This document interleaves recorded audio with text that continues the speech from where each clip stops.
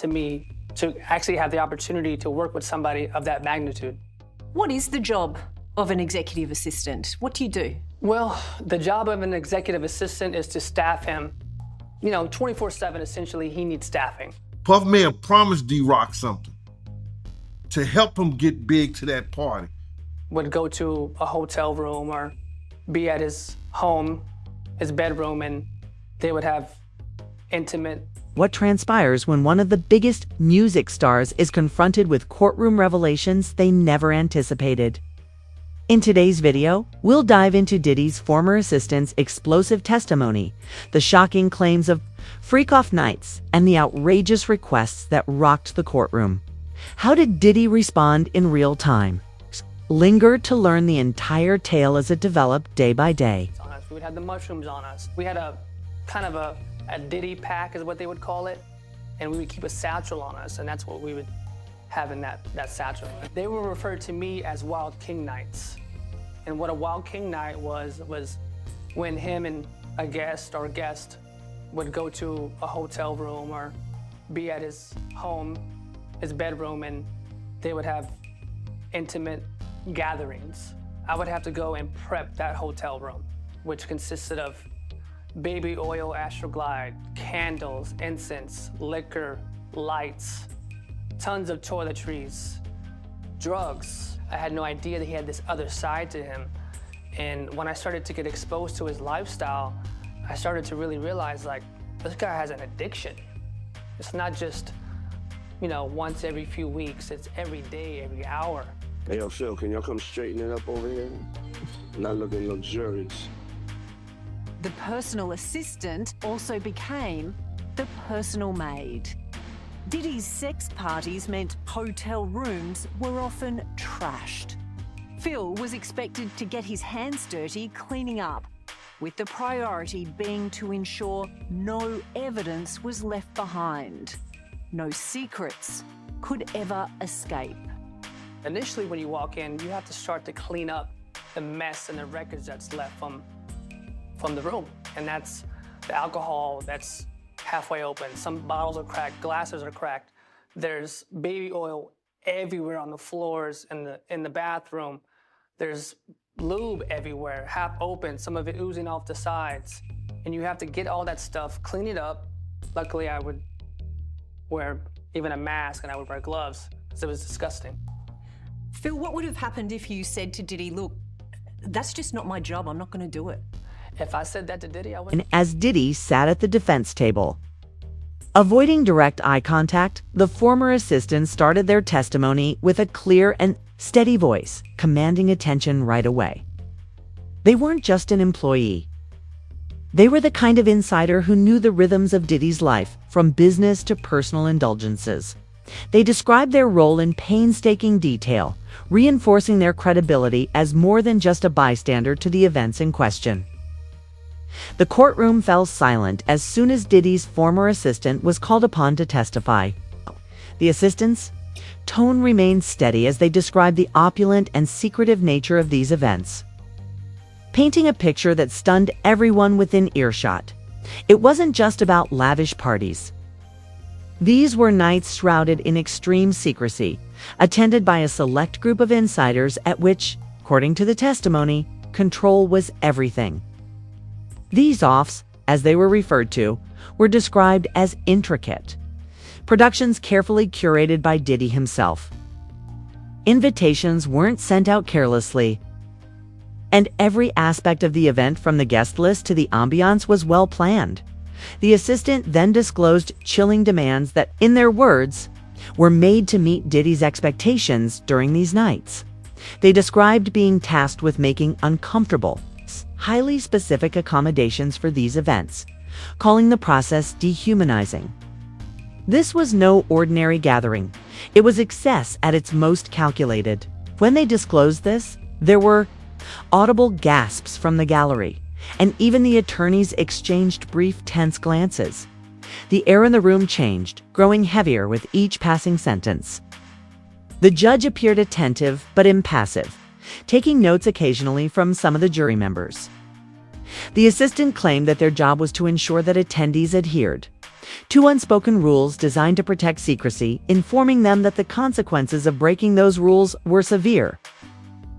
Members were obviously uneasy. When it came time for specifics, the assistant didn't hold back. They talked about an incident where they were allegedly forced to mediate between Diddy and an uncooperative guest, saying that no matter how far it went, he'd stop at nothing to control everything about that night. At the mention of this particular event, Diddy shifted in his seat, rubbed his eyes, adjusted his tie, and let out an audible sigh.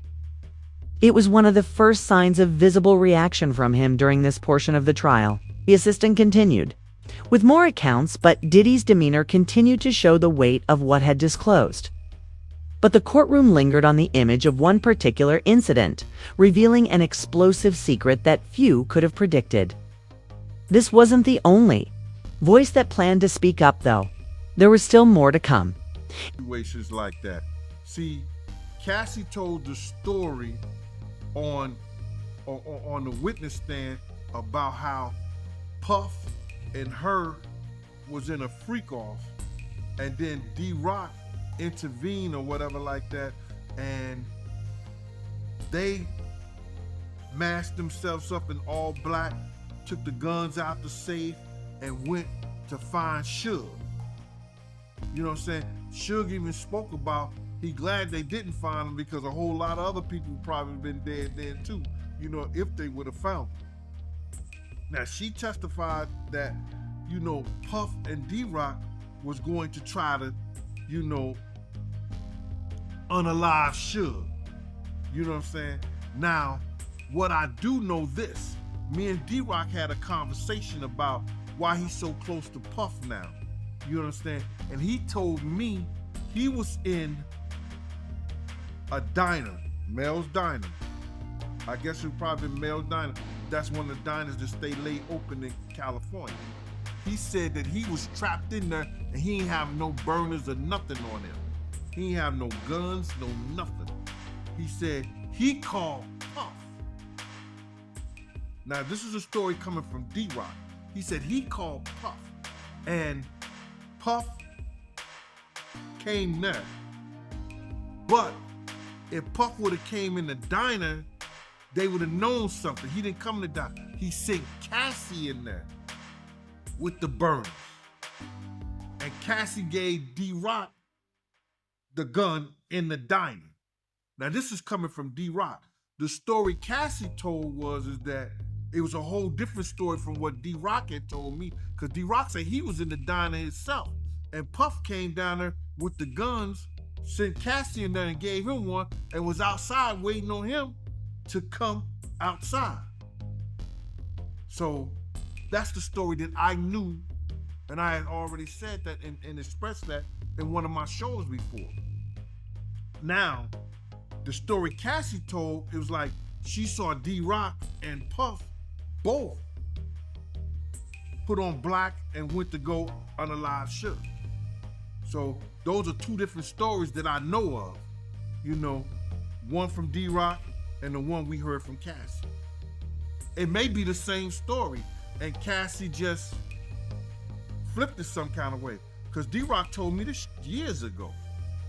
And then maybe Cassie just, you know, flipped it in a certain kind of way because During the first half hour of the former assistant's testimony, Diddy sat rigidly, with his hands clasped in front of him and his jaw visibly tight. His usual air of confidence seemed to be replaced with a restrained tension, and he didn't flinch. His eyes were fixed downward, and his face was carved into an expressionless mask. But anyone paying close attention could see the cracks beginning to form. His subtle movements, such as leaning his tie slightly forward and then back, hinted at the storm that was developing beneath the surface, as the assistant's words gave a vivid account of the so-called freak-off nights. Murmurs started to circulate through the gallery. The descriptions went right into the troubling demands that Diddy was allegedly making. The assistant described nights where secrecy was crucial and control over guest behavior was not only suggested but strictly enforced. At one point, the assistant related a particularly upsetting incident in which a guest was ejected for violating an unwritten rule. With a quick glance in the direction of his defense team, Diddy's attitude briefly changed from one of annoyance to one of disbelief. The gallery was also affected by the testimony's momentum, as there was whispering in the background as the testimony went into greater detail.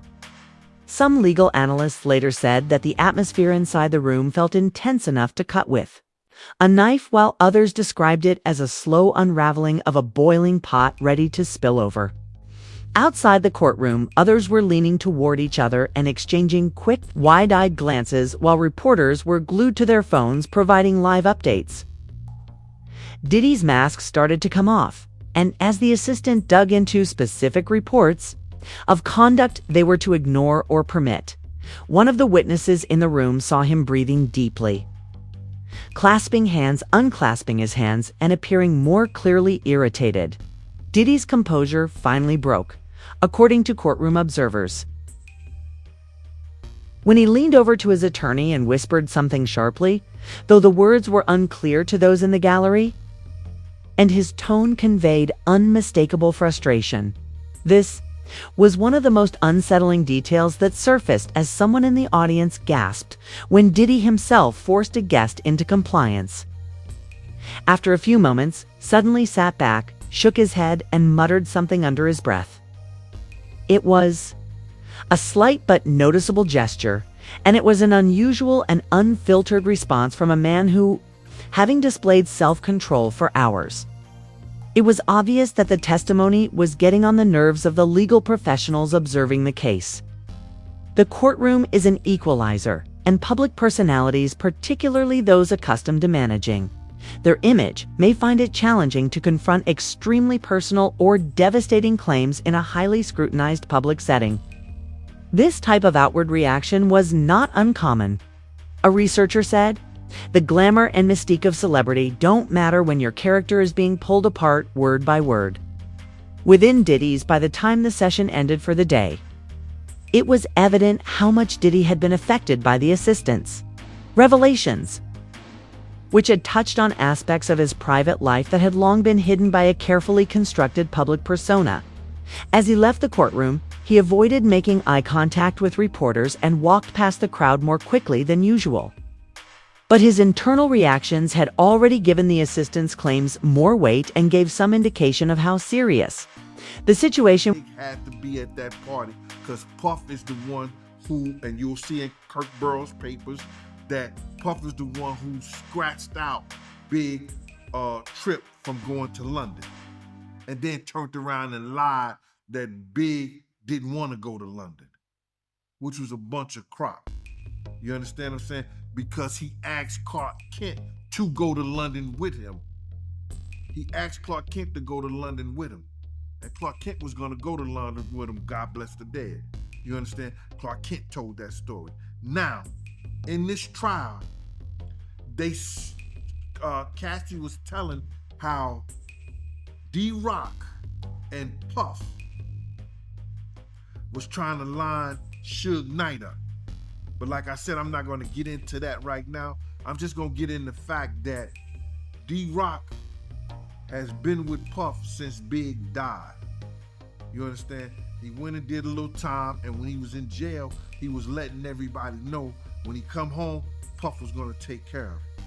And he became head of Puff security, making sure Puff was all right. Puff also gave him that clothing line, which was Bully. It was Big's ideal, but it was Invisible Bully. You understand? Gave him that clothing line. They was doing a little work, and he was doing the t-shirts and everything like that. And I guess Puff was actually, paying him back for helping him get Big to that party. I'm glad Miss Wallace ain't here, brother, to see and hear what we're finding out about D-Rock now and the things that he did and how he was, so close to Puff and doing some of the things with Puff. And it's crazy right now. I'm glad Miss Wallace is... Courtroom was still in shock over the assistant's revelations when Gan Deal, Diddy's longtime confidant and former bodyguard, was called to testify. His presence immediately gave the proceedings more weight, because Gandil wasn't just any witness. He was present when Diddy's influence was at its peak and could speak to the kind of access only a trusted insider would have. Although his relationship with Diddy had soured years ago, his testimony was expected to either support the alarming picture painted by the weather they helped or completely destroyed it. Everyone in the courtroom understood the stakes. Gene's behavior stood in stark contrast to that of earlier testimony. He looked determined to make his views known by responding in a composed and thoughtful manner. He began by saying, "I saw things firsthand," setting the tone for an incisive and uncompromising narrative as reporters scrawled frantically in their notebooks. Details of the notorious off night that complemented and occasionally exceeded the assistant's prior assertions were related by Gan. Gene provided more details about how these parties were carefully organized, characterizing them as managed chaos. He claimed that these events weren't simply about pleasure but were planned to uphold power relations, with attendees being coerced into conforming under the pretense of exclusivity. The precision of Gan's stories, rather than just their agreement with earlier accusations, was what really stood out in his testimony. Particularly noteworthy was an instance in which Gene recounted an evening in which he said Diddy directly ordered employees to implement stringent participation rules. He wanted everything to go exactly as planned. Anyone not playing along wasn't just asked to leave. They were humiliated, Gene said, causing the gallery to sit motionless as he described the pressure tactics used to isolate and intimidate people at the parties. Diddy at the defense table clenched his jaw but otherwise maintained his composure, his shoulders tense and his foot tapping intermittently as Gene added to the drama. Gene also claimed that secrecy wasn't just encouraged but was explicitly demanded, showed that staff members were sworn to silence regarding what happened behind closed doors and that phones were seized at the door. In order to protect Diddy from public scrutiny, his comments depicted highly guarded occurrences. The prosecution highlighted this issue, presenting the secrecy as proof that Diddy understood the potential harm that these claimed activities could. Because if they were ever made public, "For years, I stayed quiet out of loyalty, but has gone too far," Gene added, indicating that his choice to speak was as much about cleansing his conscience as it was about striking Diddy. Even if his intentions were probably complicated, they gave his comments more credibility. And by the end of Gene's evidence, it was evident that his statements supported a large portion of the assistant's account, forming a story the defense found difficult to refute in front of the jury. Though his disclosures were perhaps the most convincing, Gene Deal had accomplished more than merely confirming claims. He had established a narrative of Diddy's personal life that, if accepted, had the power to alter everything that you supposed to care about and you supposed to be in a relationship with. Yeah, when I heard that, that was crazy to hear. Disturbing, man. You can't make this shit up, bro. This is made for Triple X TV. The stories that we're hearing about the things that Cassie has done, and we got these people out here believing that, she made this shit up. She ain't did this with nobody. I ain't seen not one of her ex-boyfriends. I ain't seen not one of the people that she dated in high school or none of that stuff come out and say that she was doing that way before she got to Diddy. So it is disturbing, bro. It's disturbing that he could brainwash her to the point whereas that she believing that she pleasing him and all his fetishes and everything by doing some shit that she's doing for him, man. It's crazy. Yeah, she testified that Diddy rub male escorts come on his nipples. Bro, what do you want me to say about that? That's some nasty, perverted shit. You know what I'm saying? Bro, when you that high and you into that, to me, that's the demonic, bro. That's some old crazy other world shit. It's excuse me for my language, that's some crazy otherworld stuff that people in their right minds don't even think of stuff like that, bruh. People that's not in a whole sense of being perverted, that's triple X type of shit, man. That's stuff that normal people don't even think of, man. How high do you get that you want another man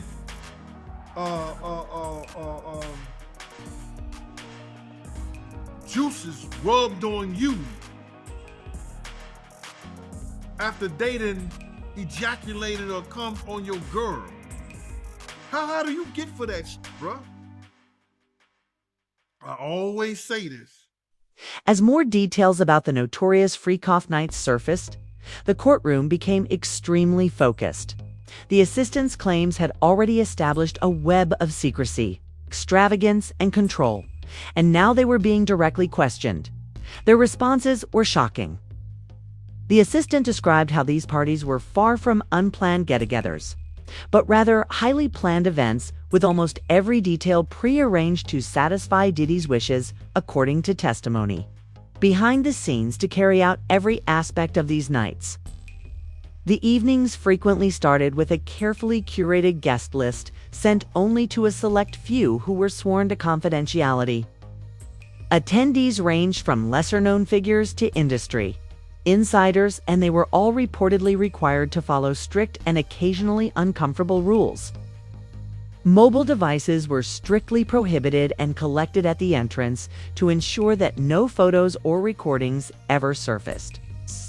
Was more than just hosting, it was about establishing a setting in which nothing occurred without his consent.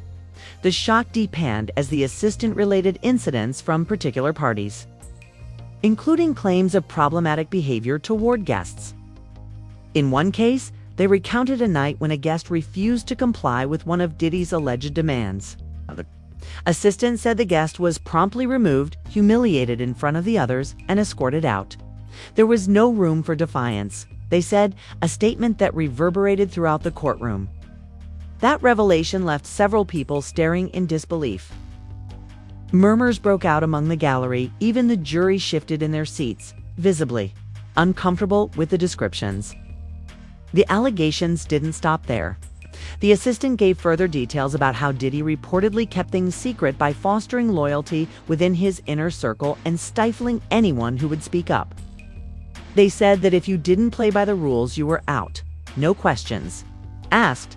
According to their evidence, the environment of the gatherings was created to conflate compulsion and participation, creating a picture of manipulation. The assistant claimed that this degree of control was intentional and not coincidental, while narrating another as the courtroom processed these revelations. The assistant explained how alcohol and mood-enhancing drugs were regularly available, creating a heady atmosphere that increased the pressure on attendees to fit in. They stressed that anyone who seemed uncomfortable was either told to leave quietly or made to feel that their hesitation was a failure to fit in. Observers outside the courtroom commented on the seriousness of these accusations, drawing comparisons to high-profile incidents involving other celebrities. While Diddy remained still, his expression dark and inscrutable despite the obvious stress surrounding him, law experts saw how by the end of the day, many audience members couldn't help but wonder about the far-reaching implications of the events described. But despite all the revelations, one crucial point remained. The most shocking incident of all still needed to be addressed. However, the assistant's words had left an impression that was difficult to overcome. These particular incidents could prove crucial not only for the trial itself, but also for the public's perception of Diddy's actions behind the scenes. Organization. By the way, we have a poll up right now. You can participate in it. Do you think Cassie Ventura was a victim or partner in this? Ready for this? 82%. Well, this doesn't make sense. 82% say yes. I don't know if that's yes to. I think we need clarification. 82% say victim or partner. We'll get a clarification on that. By the way, right now. But that's my answer to that question. Oh, okay. 82% say victim. 82% say victim. Maybe based on we're reporting on the testimony right now. Yeah. I mean, I think she is a victim if the allegations are true. but also she is involved in some of the criminal act. I mean, she's getting those prostitutes, right? She's making payments to them, allegedly. She's having them come, so she's involved in some of the alleged criminal activity. And that's an interesting point that wouldn't just apply to her. Other people in his orbit might be some combination of victim and co-conspirator. But you know what? That video changes everything, because the argument would be, what do you think happens if she says no? Yeah. What do you think happens if she says, I'm not in the mood for a freak off tonight. I'm not going to pay the dancer. I'll be sure he came out saying that Kim Porter death needs to be looked into. I think that Al being being his ex-wife, he have every right, knowing about the stuff that came out about Diddy and what he was doing. You understand what he has done in the past, and people have overlooked it. By him coming out and saying that he hoped that he could get her case reopened. There was a guy called John Paperwork, the Paperwork Party. They would put in an open petition to get Kim's case reopened. You understand what I'm saying? So I'll be sure doing this is showing that, you know, he still got love for Quincy's mother. He still want to find out the truth, because allegedly Kim was found the day before and the day of her death. And then now she found in the bed, dead from pneumonia. That just don't sound right, bro. That don't sound right at all. So you feel the same way about her death being suspect? I don't think nobody in America thinks it's nothing suspicious about Kim's death, bro. If you are rich like that, you could, you know, Kim had, I think, a net worth of like, what, 12 million a year or something like that? Kim could have called any doctor to come over and look at her. If she was that bad, you know, she could have called an ambulance or something like that. Everything is suspicious of power. Influence and a cultural legacy have defined Diddy's career for decades. From his dominance in the music industry to his forays into the fashion and media industries, he represented more than just a celebrity. For years, his brand flourished on the image of success, luxury, and creativity, making him a name synonymous with both talent and ambition. However, the courtroom revelations surrounding the allegations had begun to erode that polished persona, leaving many wondering what this trial means for his once unshakable legacy, as the courtroom was filled with unsettling details about the notorious parties and the alleged control. Media headlines surged with phrases like Diddy's dark side and allegations that might end a legacy, informing those who witnessed the public reaction that the testimony had had a profound influence on his reputation. Social media also descended into a heated debate. Fans and critics alike struggled with the version of Diddy that was presented in court. The trial's hashtags trended for days, evoking everything from disbelief to anger. For many, it wasn't just a straightforward legal battle. It felt like the possible unraveling of a man whose influence once seemed untouchable. And Gene Deal's supporting testimony added yet another layer of impact for those who had closely followed Diddy's career. Because Gene had been an insider for a long time, his statements held tremendous weight. A legal observer observed that when multiple people stepped forward to provide consistent details, the court and public opinion cannot ignore it. The public, already struggling with the assistant's bombshell allegations, now had a second voice supporting much of the same tale.